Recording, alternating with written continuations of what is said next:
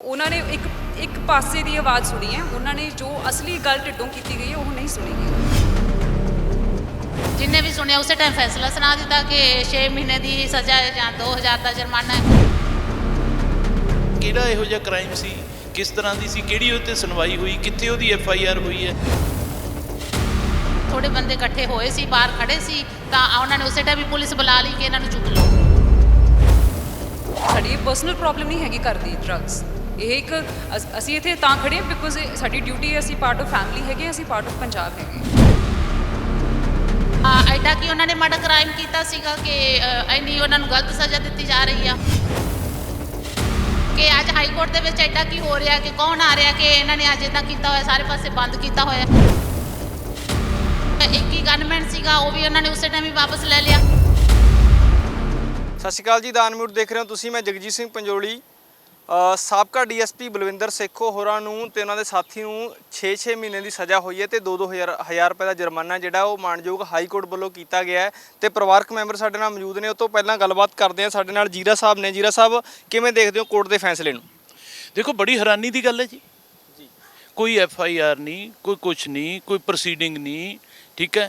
ਤੇ ਮਤਲਬ ਕਿੱਥੇ ਤਾਂ 35 ਸਾਲਾਂ ਦੇ ਕੇਸ ਲਟਕੀ ਜਾਂਦੇ ਨੇ। ਔਰ ਇਹੋ ਜਿਹੇ ਕਿਹੜਾ ਕੋਈ ਕ੍ਰਿਮੀਨਲ ਐਕਟ ਸੀ? ਸਾਨੂੰ ਮਤਲਬ ਅੱਜ ਇੱਥੇ ਸਾਨੂੰ ਸਾਰਿਆਂ ਨੂੰ ਇਸ ਗੱਲ ਦੀ ਬੜੀ ਹੈਰਾਨੀ ਹੋਈ ਹੈ ਵੀ ਇਹੋ ਜਿਹਾ ਕਿਹੜਾ। ਅੱਛਾ, 32-35 ਸਾਲ ਦੀ ਉਹਨਾਂ ਦੀ ਜਿਹੜੀ ਗਵਰਨਮੈਂਟ ਦੇ ਨਾਲ ਸਰਵਿਸ ਹੈ, ਠੀਕ ਹੈ, ਉਹ ਵੀ ਸਾਰੀ ਨਜ਼ਰਅੰਦਾਜ਼ ਕਰ ਦਿੱਤੀ ਨਾ ਕੋਰਟ ਨੇ ਫਿਰ। ਸੋ ਇਹੋ ਜਿਹੇ ਇਹੀ ਤਾਂ ਕਹਿਣਾ, ਇਹੀ ਤਾਂ ਉਹ ਕਹਿੰਦੇ ਨੇ, ਇਹੀ ਤਾਂ ਸਾਰੇ ਕਹਿਣਾ ਚਾਹੁੰਦੇ ਆ ਵੀ ਕੋਰਟਾਂ ਦੀ ਮਾਨ ਮਰਿਆਦਾ, ਜਿਹੜਾ ਸਤਿਕਾਰ ਜਿਹੜਾ ਹੈਗਾ ਉਹ ਬਣਿਆ ਰਵੇ। ਸਗੋਂ ਠੀਕ ਹੈ, ਉਹਦੇ ਜਿਹੜੇ ਕੋਈ ਨੋਰਮਸ ਨੇ। ਜਦੋਂ ਹੁਣ ਇੱਥੇ ਅੱਜ 1000 ਬੰਦਾ ਸੀਗਾ ਇਕੱਠਾ ਹੋਇਆ, ਠੀਕ ਹੈ। ਸ਼ਹਿਰ ਤੋਂ ਲੋਕ ਸੀਗੇ, ਸਾਰੇ ਸਿਰ ਜੋੜ ਕੇ ਬੈਠੇ ਸੀਗੇ। ਕੀ ਮੰਥਨ ਕੀਤਾ? ਸਾਰੇ ਪੜ੍ਹੇ ਲਿਖੇ ਲੋਕ ਨੇ, ਪੰਡ ਜਮਾਤਾਂ ਦੀ ਪੜ੍ਹੇ ਹੋਏ ਨੇ, 30 ਸਾਲ ਦੀਆਂ ਨੌਕਰੀਆਂ ਕੀਤੀਆਂ ਹੋਈਆਂ ਨੇ। ਸਾਰੇ ਇਹ ਗੱਲ ਕਹਿ ਰਹੇ ਆ ਕਿ ਸਾਡੀ ਜ਼ਿੰਦਗੀ ਦੇ ਵਿੱਚ ਆ ਪਹਿਲਾ ਕੇਸ ਹੈ ਇਸ ਤਰ੍ਹਾਂ ਦਾ। ਸੋ ਦੱਸੋ, ਇੱਥੋਂ ਹੀ ਸਾਡੀ ਆਮ ਸੰਗਤ ਦੇ ਵਿੱਚ, ਆਮ ਲੋਕਾਂ ਦੇ ਵਿੱਚ ਜਿਹੜਾ ਹੈਗਾ ਇੰਪ੍ਰੈਸ਼ਨ ਹੈ, ਜਿਹੜਾ ਅਸੀਂ ਅਦਾਰਿਆਂ ਦੀ ਮਾਣ ਮਰਿਆਦਾ ਜਿਹੜੀ ਰੱਖਣੀ ਚਾਹੁੰਦੇ ਆ, ਉਹ ਇਹਨਾਂ ਐਕਟਸ ਤੋਂ ਹੀ ਜਾਣੀ ਹੈ ਨਾ। ਜਿਹੋ ਜਿਹੇ ਐਕਟ ਹੋਣਗੇ ਫਿਰ ਉਹੋ ਜਿਹੀ ਮਾਣ ਮਰਿਆਦਾ ਮਤਲਬ ਲੋਕਾਂ ਦੇ ਵਿੱਚ ਜਾਊਗੀ। ਸੋ ਇਸ ਤਰ੍ਹਾਂ ਦੇ ਜਿਹੜੇ ਹੈਗੇ ਆ, ਜੇ ਅਸੀਂ ਦੋ ਕੰਮ ਇਕੱਠੇ ਜਿਹੜੇ ਹੈਗੇ ਉਹ ਕਿਵੇਂ ਕਰ ਸਕਦੇ ਹਾਂ? ਇੱਕ ਪਾਸੇ ਤਾਂ ਅਸੀਂ ਕਹਿੰਦੇ ਹਾਂ ਕਿ ਅਦਾਰਿਆਂ ਦੀ ਮਾਣ ਮਰਿਆਦਾ ਬਹਾਲ ਹੋਵੇ, ਅਸੀਂ ਵੀ ਚਾਹੁੰਦੇ ਹਾਂ ਮਾਣ ਮਰਿਆਦਾ ਬਹਾਲ ਹੋਣੀ ਚਾਹੀਦੀ ਹੈ।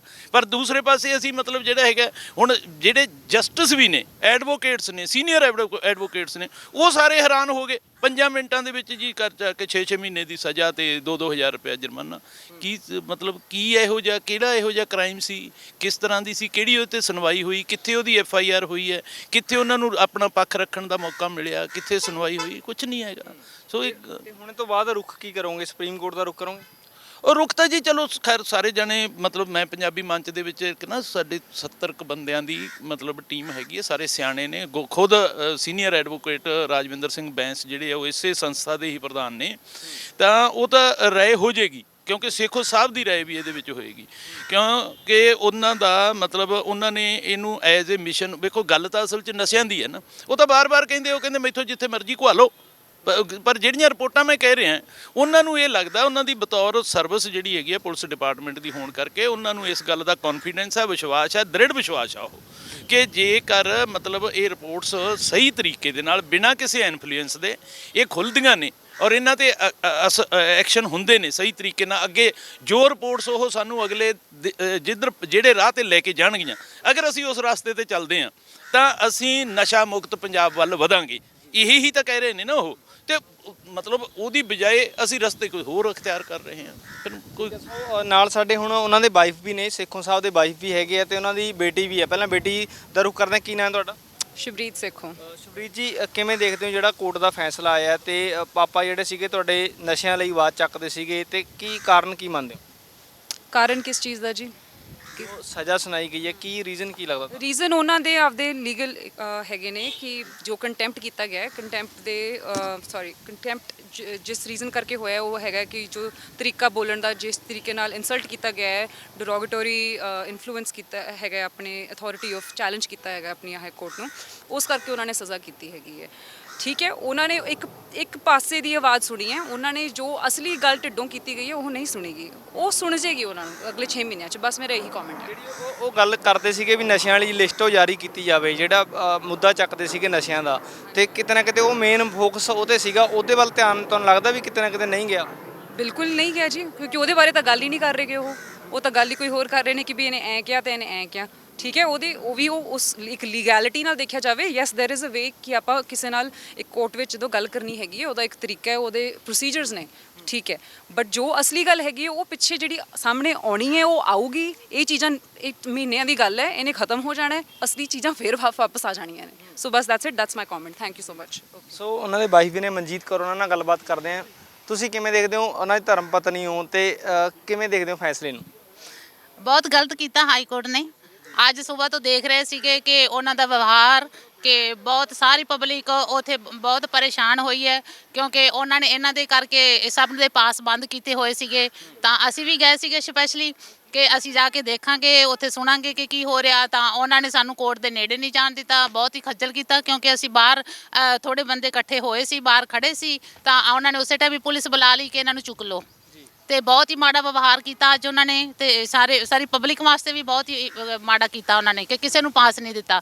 ਤੇ ਜਿਹੜਾ ਉਹਨਾਂ ਨੇ ਫੈਸਲਾ ਸੁਣਾਇਆ ਉਹ ਵੀ ਬਹੁਤ ਗਲਤ ਹੈ, ਕਿਉਂਕਿ ਇੰਨੀ ਜਲਦੀ ਹੋ ਨਹੀਂ ਸਕਦਾ। ਜਿਵੇਂ ਤੁਸੀਂ ਸਾਰੇ ਅਸੀਂ ਅੱਜ ਇੱਥੇ ਮੀਟਿੰਗ ਕਰ ਰਹੇ ਸੀਗੇ ਉਹਨਾਂ ਦੇ ਹੱਕ ਵਿੱਚ, ਜਿੰਨੇ ਵੀ ਸੁਣਿਆ ਉਸੇ ਟਾਈਮ ਫੈਸਲਾ ਸੁਣਾ ਦਿੱਤਾ ਕਿ 6 ਮਹੀਨੇ ਦੀ ਸਜ਼ਾ ਹੈ ਜਾਂ 2000 ਦਾ ਜੁਰਮਾਨਾ ਹੈ। ਤਾਂ ਸਾਰੇ ਹੈਰਾਨ ਹੋ ਗਏ ਕਿ ਇਦਾਂ ਤਾਂ ਕਦੀ ਹੋ ਨਹੀਂ ਸਕਦਾ ਸੀ, ਕਿ ਜਿਹੜਾ ਕੁਝ ਉਹਨਾਂ ਕਿਹਾ ਸੀਗਾ ਉਹ ਉੱਦਾਂ ਤਾਂ ਉਹਨਾਂ ਨੇ ਕੀਤਾ ਨਹੀਂ। ਜਿਸ ਬਾਰੇ ਉਹ ਲੜ ਰਹੇ ਆ, ਜਿਹੜੀ ਲੜਾਈ ਲੜ ਰਹੇ ਆ ਉਹ ਤਾਂ ਸੁਣੀ ਨਹੀਂ ਗਈ। ਕਿਉਂਕਿ ਫਾਈਲਾਂ ਖੋਲੋ, ਕਿਉਂ ਫਾਈਲਾਂ ਰੱਖੀਆਂ ਹੋਈਆਂ? ਕੋਈ ਮਹੀਨਾ ਹੋਇਆ, 2 ਮਹੀਨੇ ਹੋਏ, ਸਾਲ ਹੋਇਆ, 5-5 ਸਾਲ ਹੋ ਗਏ, ਤੁਸੀਂ ਫਾਈਲਾਂ ਨਹੀਂ ਖੋਲ ਰਹੇ। ਤਾਂ ਉਸ ਕਰਕੇ ਉਹਨਾਂ ਨੇ ਲੜਾਈ ਲੜੀ। ਤਾਂ ਸਾਰੇ ਬੰਦੇ ਨੇ ਸਾਰੇ ਪੰਜਾਬ ਪਿੱਛੇ।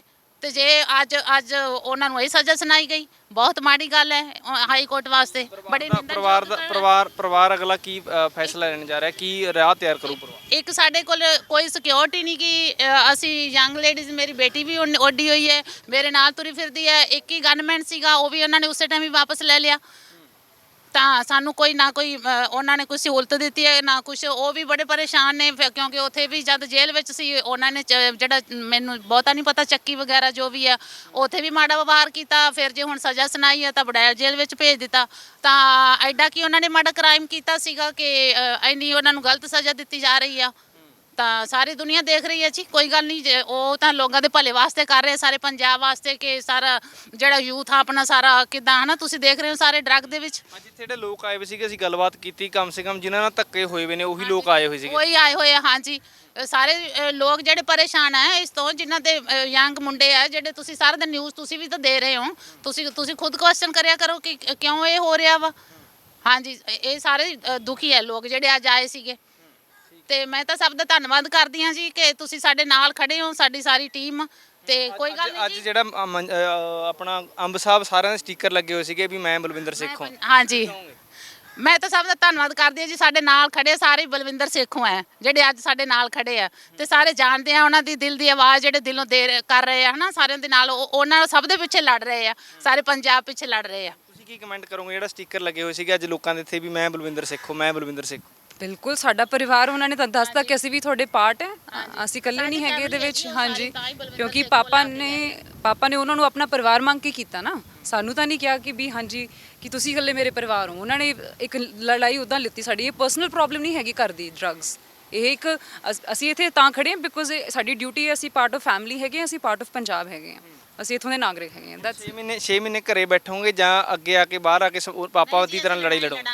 ਅੱਗੇ ਹੋ ਕੇ ਲੜਾਈ ਲੜਾਂਗੇ ਤੇ ਫੈਸਲਾ ਲਵਾਂਗੇ ਕੀ ਦੇ ਰਹੀ ਹੈ ਸਰਕਾਰ ਸਾਨੂੰ। ਹਾਂਜੀ ਹਾਂਜੀ, ਬਹੁਤ ਹੀ ਪ੍ਰਸ਼ਾਸਨ ਦਾ ਅੱਜ ਮਾੜਾ ਰੋਲ ਰਿਹਾ, ਬੜੀ ਨਿੰਦਣਯੋਗ ਉਹਨਾਂ ਨੇ ਉੱਥੇ ਘਟਨਾ ਕੀਤੀ ਜਿਹੜਾ ਅੱਜ ਹਾਈ ਕੋਰਟ ਦੇ ਵਿੱਚ ਹੋਇਆ। ਇਦਾਂ ਕਦੀ ਕਿਸੇ ਨੇ ਵੇਖਿਆ ਨਹੀਂ, ਸਾਰੇ ਸੁਣ ਰਹੇ, ਵੇਖ ਰਹੇ ਸੀਗੇ, ਹੈਰਾਨ ਹੋ ਰਹੇ ਸੀਗੇ ਕਿ ਅੱਜ ਹਾਈ ਕੋਰਟ ਦੇ ਵਿੱਚ ਐਡਾ ਕੀ ਹੋ ਰਿਹਾ, ਕਿ ਕੌਣ ਆ ਰਿਹਾ, ਕਿ ਇਹਨਾਂ ਨੇ ਅੱਜ ਇਦਾਂ ਕੀਤਾ ਹੋਇਆ, ਸਾਰੇ ਪਾਸੇ ਬੰਦ ਕੀਤਾ ਹੋਇਆ। ਈਵਨ ਕਿ ਜਦ ਅਸੀਂ ਬਾਹਰ ਖੜੇ ਕੁਝ ਉਹਨਾਂ ਬਾਰੇ ਗੱਲਬਾਤ ਕਰ ਰਹੇ ਸੀ ਤੇ ਉਸੇ ਟਾਈਮ ਪੁਲਿਸ ਆ ਗਈ ਚੁੱਕਣ ਵਾਸਤੇ। ਇਦਾਂ ਕਦੀ ਹੋਇਆ? ਤੁਸੀਂ ਆਪ ਸਵਾਲ ਕਰੋ, ਕਿਸੇ ਨੂੰ ਪੁੱਛ ਲਓ।